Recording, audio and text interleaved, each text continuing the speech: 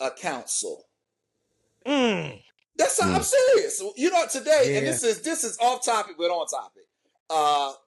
Our pastor spoke about the youngsters. The youngsters. It's about to be school back in. And they says, listen, it's amazing the identity that we can take on. And you can't read. You can't do mathematics. It's the same in politics. Most people that talk about politics, man, don't know nothing about politics. You go, matter of fact, you can give them this test. Most of them hate the orange man, but can't, if you stop and say, why do you hate him? They couldn't give you one reason. Let me interject real quick. Real quick, Rodney. As I mentioned in the past, when you want to hold a office in government, there is no background check. Right. There is no security clearance check. There is nothing of that nature that they can say you are fit for this position.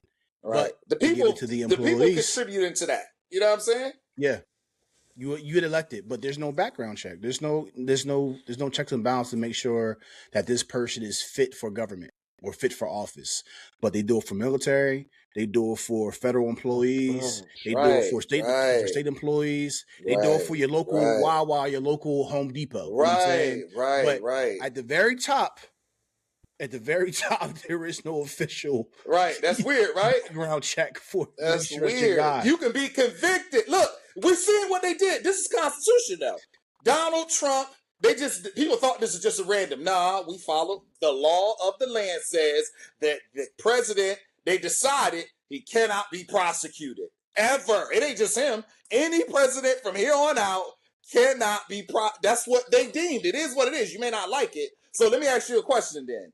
The question on the table is, because I believe it should be, they're talking about implementing what they call the Save America Act. It's just amazing that they named it this, and that would require proof of citizenship, even if you go to get your license, right? They really want to do it for elections. So you got to have proof. What do you guys think? Should we have proof of citizenship to vote in this country? Me personally, I don't see why not. Like, why not? You're just showing that you're a U.S. citizen. You can vote. It has that has nothing to do of oppression or of any other type of people. It's just simple fact. It's just, hey, yeah, I'm a real person. Here's my ID. Here, take it as that. Yeah, I want to hop on this plane. Yeah, I'm a U.S. citizen. Or here's my passport. Hey, here, take that. It's not really a big deal in my perspective. You know what I'm saying? But the ones who have an issue with it, they think it's so oppressive is because they, again, they're probably illegal. The 600 non-registered U.S. You know what I'm saying? Like, there you have it. So I mean, maybe there's a connection there. It's a couple things though. It's a couple things with that. Ironically, which I think is weird, right?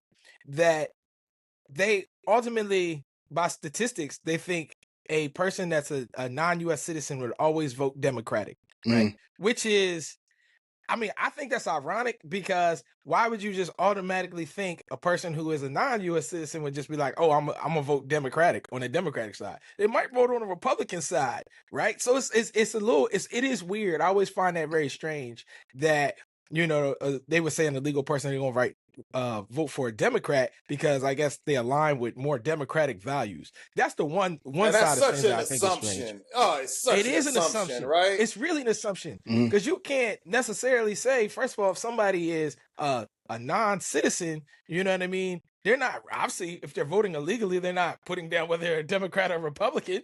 So how would you know that they're voting on a Democratic ticket? So that's one thing. That's strange. Yeah. And which is supposed to be confidential. Correct. Right. And then the second thing with the voter ID, I'm always torn on this. I'm always torn on voter ID because logically, I think, yes, you got to show identification to go buy liquor. You got to show an identification if you get pulled over in your car. You got to show identification when you basically do anything to get into a nightclub. Right. Show identification for a lot of just normal everyday things. The only problem I ever have with saying you need to show identification, I get concerned in some of the cities and towns that are smaller that try to pull like some type of tricks with their own voter fraud. Whereas I go back into the civil rights days where they used to make, African Americans jump through hoops to vote. and also as well, Mexican Americans as well too. They do that to them, to make them do wild things. I was telling Maul one time, I read an article where they put a whole bunch of marbles in a jar, right? And they put them on a table, and anybody that was African American, they would say, how many marbles are in here? You got to guess that, like an IQ test where you got to guess how many marbles in there before you can vote. And obviously nobody's going to get that question right? Because you know what I mean? So it's like, so stuff like that does concern me on the, you know what I mean, showing voter ID, because when you start adding these levels of verification, where does it stop? Because you say, okay, we need voter ID to vote. Then all of a sudden you'll need voter ID and your birth certificate to vote. Then all of a sudden you'll need voter ID, your birth certificate, and some other document to vote. And then where does it stop? I always do get a little weary with over government when you start over governing things, because there's no end to it. But then on the reverse side, right? Like that's why I'm torn, because then on the reverse side, and then if you have no laws behind it, then you open up the floodgates. So I'm still torn with it. And I thought I would have a decision, but I don't. I understand that concept, because I feel the same way with this whole real ID crap. My driver, it's the same information. The only difference is it says real ID on it. That's the only difference. Yeah. Same birthday, same driver's license number, same person, same photo. Me checking mine. I don't even know. This is the first time I heard this conversation. Real ID is that you can't use it as a real ID to fly domestic anymore unless it says real ID, which is weird to me. I'm like, yeah, I'm. Wow. Yeah. Yeah, I use my passport. I don't even bother. I don't even bother with the ID anymore. Yeah, I understand that, bro. It is a little weird. It starts to get right. Oh, this is crazy. It's getting crazy out here. I ain't never heard nothing. Like, look, you got to be updated, man. They change stuff so fast. You sitting there, I'm listening to you. I'm like, real ID? What we doing here? Man, it's what you just said. It's just what you said. This where it does become over governing. Yeah. This where you be like anti-voting agenda. Listen. So this is what we have to look at. And this is individually in our homes, right? As we come up, especially if we got kids. You have to participate in the agendas that you believe that you can be impactful in, because there's always going to be an agenda. So you just gotta, you know what I mean? This is a chess match, right? We gotta say, all right, if I'm gonna go into this arena, this what comes with this arena.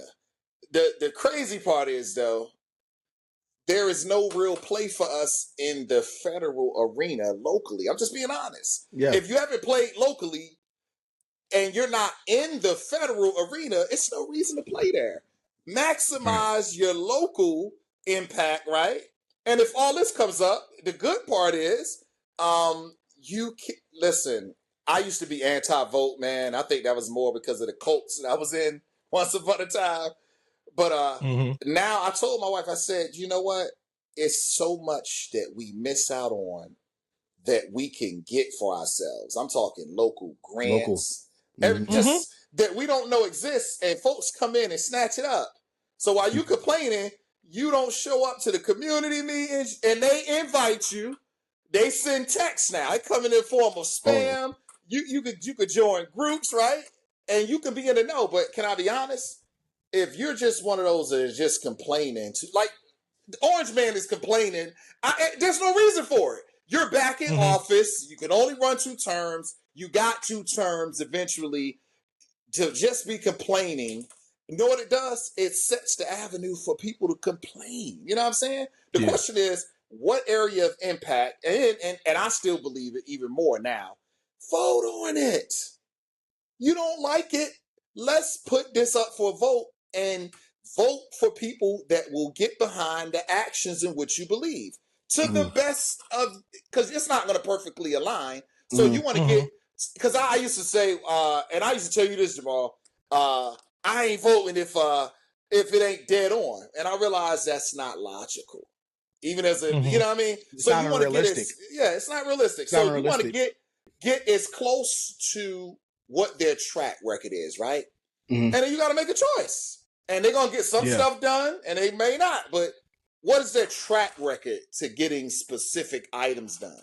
Then you align your ideals with it. And now here's the other thing. Then you go out and make the change. Instead of talking, okay, I've voted. I've done that right. Now, how can I go out here and affect change to the best of my ability? While I'm doing those two things, I promise you, you won't be getting caught up in the news of complaining about what isn't fair. Man, it ain't fair. It is an agenda. It's everything that we're mentioning in here. And I would get a headache. Like I'm reading this article. Look, just listen to this.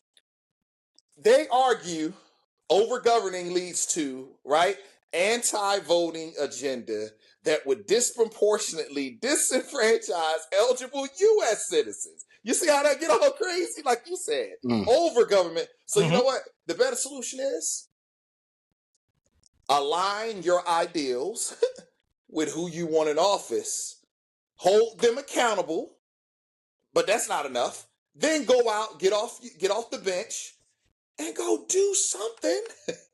We can do something. Jack of all trades, I move how I move.